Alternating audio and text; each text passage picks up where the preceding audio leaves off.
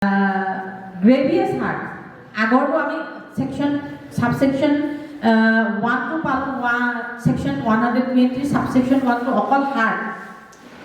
Grave and sudden provocation যদি heart কৰে তেতিয়ালে 1 month for imprisonment. আৰু যদি grievous heart কৰে in that there neither he have no any intention nor knowledge, then if he cause any harm and if that heart is grievous and with the grave and sudden provocation, then shall be punished with imprisonment of either execution for a term of 5 years. গুৰুতৰভাৱে আঘাত কৰিলে 5 বছৰলৈকে punishment হ'ব পাৰে, which may extend to 10 years. ইয়াত এইটো same exception হয় যেটো আমি অলৰেডি পাই আহিছো সেকশন 101 মাৰ্ডাৰ এটা এক্সেপশন আছে গ্ৰেভ এণ্ড সাডেন প্ৰভোকেশন। তেতিয়াহ'লে সেইটো কি বুলি ধৰি লোৱা হ'ব, কালপিকুল হোমিসাইড বুলি ধৰি লোৱা হ'ব। এক্সেপশন আমি কালি পাইছো গ্ৰেভ এণ্ড সাডেন প্ৰভোকেশন হিতাহিত জ্ঞান নিবা কোনো ধৰণৰ নলেজ নাছিলে, কোনো ধৰণৰ ইন্টেনশন নাছিলে, তেনেকে তেওঁ এজন মানুহক হত্যা কৰি পেলালে, তেতিয়াহ'লে সেইটো কালপিকুল হোমিসাইড বুলি ধৰি লোৱা হ'ব, not amounting to murder.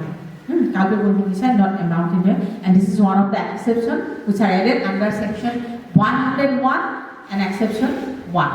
But the same exception is applicable in case of hard and grievous or hard also under section 120 subsection 1 and 2. Subsection 1 and 2. Hard or kind simple hard or kind section 121 or grievous hard or kind section 122 2 subsection 2. It next আছে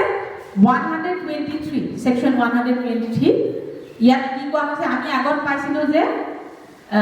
any of the dangerous weapons বা means আমি এই dangerous weapons আমি কি পাইছিলো shooting stabbing বা fire animal এবিলাক পাইছিলো, কিন্তু ইয়াত কৈছে যে by means of poison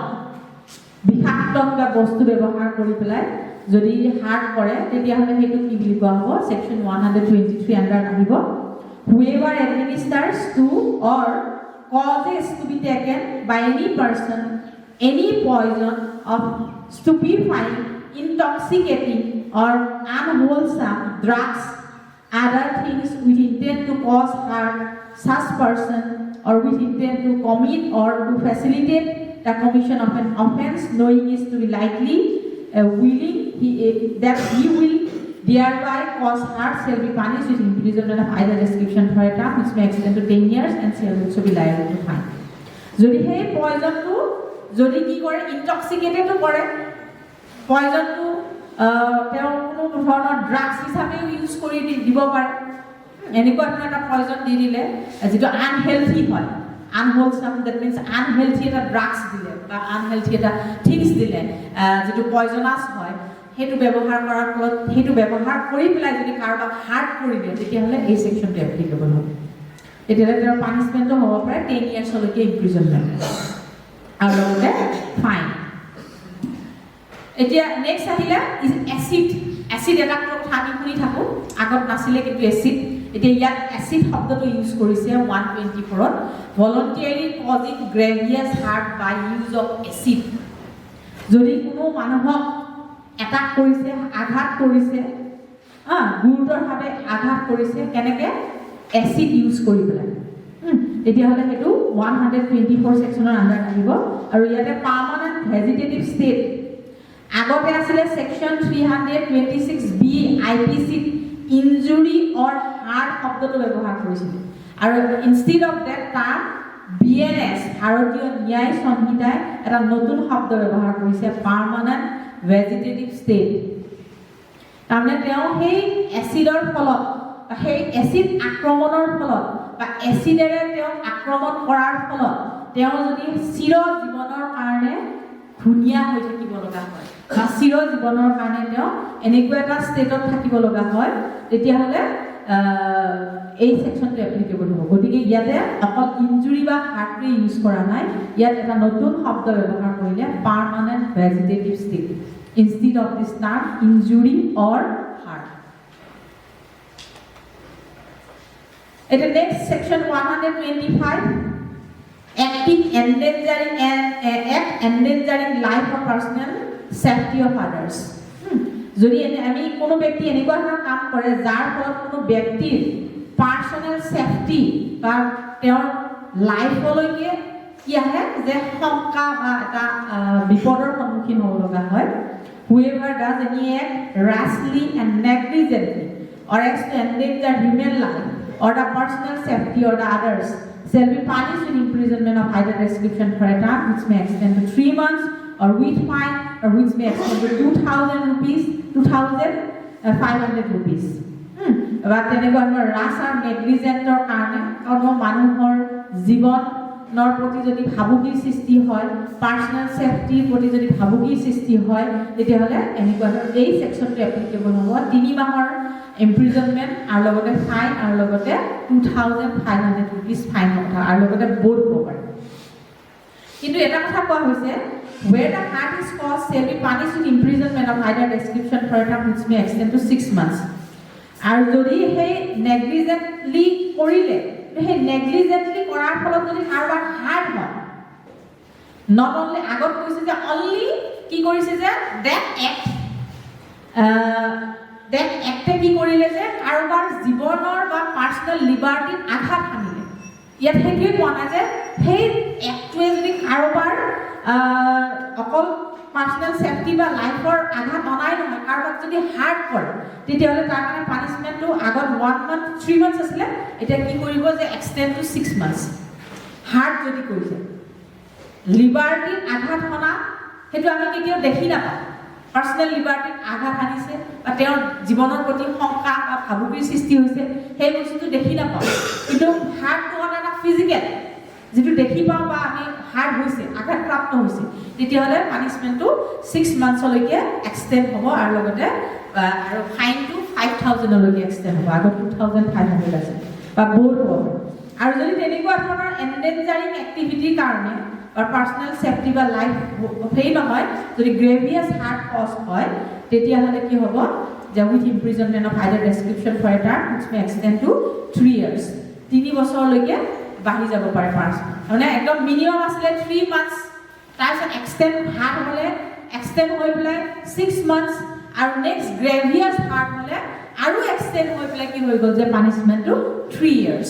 3 বছৰলৈকে কাৰাদণ্ড হ'ব পাৰে 10,000 rupees 2,500 ৰ পৰা 5,000 এতিয়া 5,000 আৰু দুগুণ হৈ গ'ল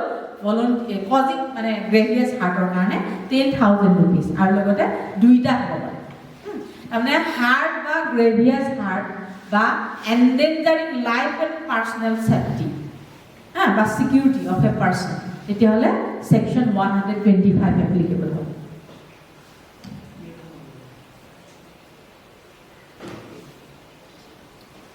নেক্সট 126 wrongful resting আপোনালোকে গমেই পায় wrongful resting মানে কাৰোবাক যদি কোনোবাই জানি শুনি অবষ্ট্ৰাক্ট কৰিছে বাধা দিছে বা এজন পাৰ্সনক তাৰ ৰং ডিৰেকশ্যন দেখুৱাইছে ৰং ডিৰেকশ্যন ভুল পথে পৰিচালিত কৰিছে বা ভুল ৰাস্তা দেখুৱাইছে তেতিয়াহ'লে সেইটো কি বুলি কোৱা হ'ব wrongful resting বুলি কোৱা হয় ইয়াতে obstruction of a private way over land or water which a person in good faith believes himself to have lawful right to obstruct is not an offense যদি ইয়াত প্ৰাইভেট ৱেত হয় বা প্ৰাইভেট ৱাটাৰত হয় wrongful ৰাস্তা দেখুৱাইছে তেতিয়াহ'লে কিন্তু এই সেকশনটো এপ্লিকেবল নহ'ব তো পাব্লিক ৱেত হ'ব লাগিব whoever voluntarily obstructs any person to prevent that persons from proceeding in any direction in which that person has a right to proceed state wrongfully resting that person ইয়াতে এটা মই illustration দিছো a obstructs a path along with Z has a right to pass A not believing in good faith he has a right to stop the path Z thereby prevent them from passing a wrongfully resting Z এ কি কৰিলে জানি শুনি মানে তেওঁ কোনো তাত good faith নাছিলে জেডক ভুল পথে পৰিচালিত কৰিলে বা তেওঁ ভুল ৰাস্তা দেখুৱাইলে বা বেলেগ এটা ৰাস্তা দিলে বা তেওঁৰ ৱেটো বন্ধ কৰি দিলে তেতিয়াহ'লে সেইটো কি বুলি কোৱা হ'ব wrongful resting বুলি কোৱা হ'ব আৰু ইয়াৰ কাৰণে পানিশমেন্ট হ'ব imprisonment simple imprisonment which may extend to 1 month or with fine or 5,000 rupees or both punishment হ'ব পাৰে 1 মাহৰ punishment fine আৰু লগতে fine to 5,000 rupees বা দুইটাই হ'ব পাৰে Next, wrongful confinement. Wrongfully যদি কোনো পাৰ্সনক restrain any person in such a manner to prevent এজন মানুহক ভুল ৰাস্তা দেখুৱাইছে কিয় তেওঁক wrong confine কৰিব বিচাৰিছে বা কৰবাত আবদ্ধ কৰি ৰাখিব বিচাৰিছে সেইকাৰণে ভুল ৰাস্তা তেওঁ যদি সঠিক ৰাস্তাটো দেখুৱাই দিও তেওঁ আঁতৰি যাব বা সেই পথে গুচি যাব গতিকে তেওঁ এনেকুৱাকে কি কৰা হৈছে যে বিপথে পৰিচালিত কৰা হৈছে যে কৰবাত গৈ পেলাই তেওঁ কি কৰিব কনফাইন কৰিব কৰবাত আবদ্ধ কৰি ৰাখিব তেনেকুৱা ধৰণৰ ইন্টেনশনত যদি তেওঁ wrongfully restrain কৰিছে তেতিয়াহ'লে সেইটো কি বুলি কোৱা হ'ব wrongful confinement এতিয়া ইয়াত যেনিবা এটা মই উদাহৰণ দিছো a causes z to go within a walled space and lock a z এনেকুৱা এটা ৰাস্তা দেখিছে যে সেই ৰাস্তাটো গৈ পেলাই কি পাব বেলেগ এটা ৰাস্তা নাপায় এখন ওয়াল পাব আৰু তাৰ উদ্দেশ্যটো কি হৈছে যে তাত গৈ পেলাই তেওঁ লক কৰি থব এখন ওয়াল পালে ওয়াল পাই পেলাই তাত যেনিবা এটা ঘৰ পালে বা আৰু তাৰ পৰা যাব নোৱাৰিব ফলত তেওঁ লক কৰি দিব গতিকে সেইটো wrongful confinement বুলি কোৱা হৈছে wrongful ইয়াত কি ভুল কৰিলে wrongful confinement কৰিলে a policeman with firearms at the outlet of building and tells Z that they will fire at Z if Z attempts to leave the building and wrongfully confine ইয়াত মানে এনেকুৱাকে ক'লে যে যদি তেওঁ কি কৰে attempt লয় বা এই বিল্ডিংটো এৰি যাবৰ কাৰণে চেষ্টা কৰে তেতিয়াহ'লে তেওঁ ভয় দেখুৱালে তেওঁ কি কৰা হ'ব যে তেওঁ গুলিয়াই দিয়া হ'ব বা তেওঁ বা আক্ৰমণ কৰা হ'ব গতিকে এনেকে ভয় দেখুৱাই তেওঁ এটা বিল্ডিঙৰ ভিতৰত তেওঁ আবদ্ধ কৰি ৰাখিলে তেতিয়াহ'লে সেইটো কি বুলি কোৱা হ'ব wrongful confinement next section force force আমি মানে force ব্যৱহাৰ কৰা a person is said to use force to another if he cause motion change the motion cessation of motion or to that order or if he causes to any substance of such motion or change the motion cessation of motion as brings that substance into a contact with that part of the other's body or with anything which that other is wearing or carrying or anything so situated that such contact affect that person's sense of feeling এতিয়া যদি এজন পাৰ্সনে অন্য এজন ব্যক্তিক তেওঁৰ বল প্ৰয়োগ কৰি পেলাই শক্তি প্ৰয়োগ কৰি পেলাই তেওঁ কি কৰিছে যে তেওঁৰ গতিটো যদি বন্ধ কৰি দিয়ে গতিটো যদি তেওঁ সলাই দিয়ে তেতিয়াহ'লে সেইটো কি বুলি কোৱা হ'ব ফ'ৰ্চ বুলি কোৱা হ'ব ইয়াত কি হ'ব যে কেনেকুৱা ধৰণৰ হ'ব পাৰে যে মোশন বুলি যে কোৱা হৈছে বাই ইউজিং হিজ বডিলি পাৱাৰ তেওঁৰ বডিলি পাৱাৰ শাৰীৰিক ক্ষমতা বা শাৰীৰিক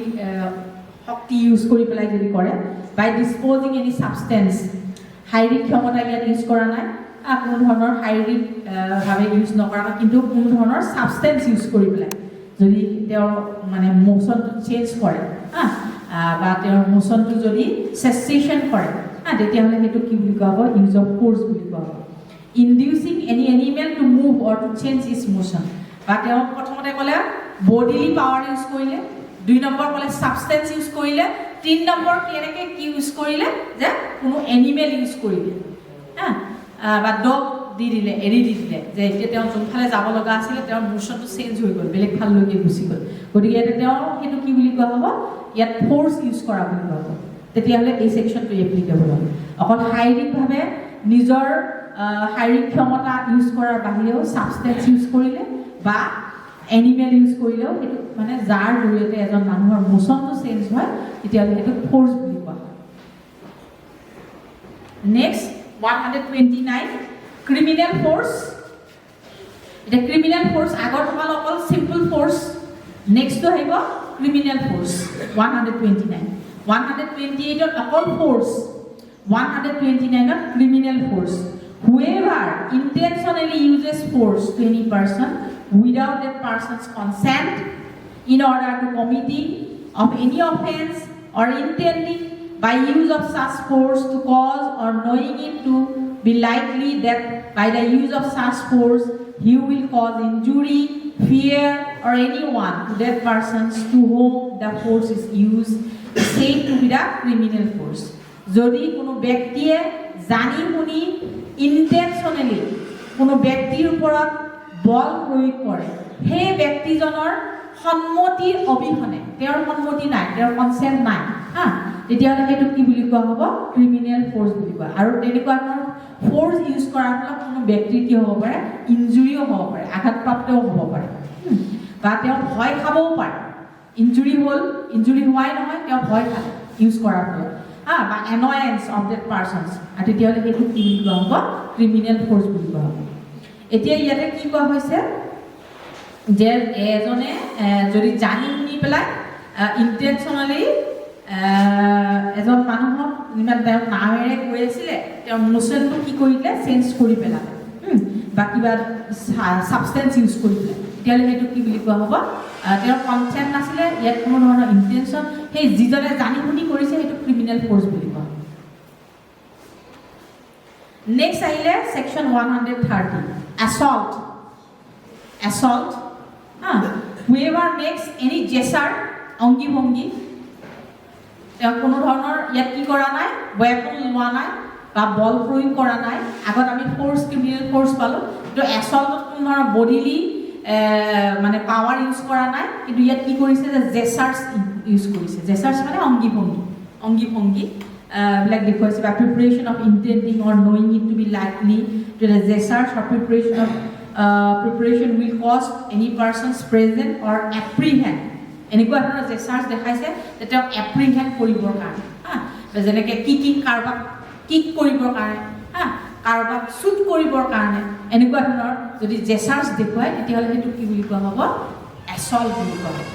আমি যদি সঁচাকৈ ইউজ কৰে ফ'ৰ্স ক্ৰিমিনেল ফ'ৰ্স আৰু ইয়াত কি বা জানি শুনি ইউজ কৰিলে ক্ৰিমিনেল ফ'ৰ্স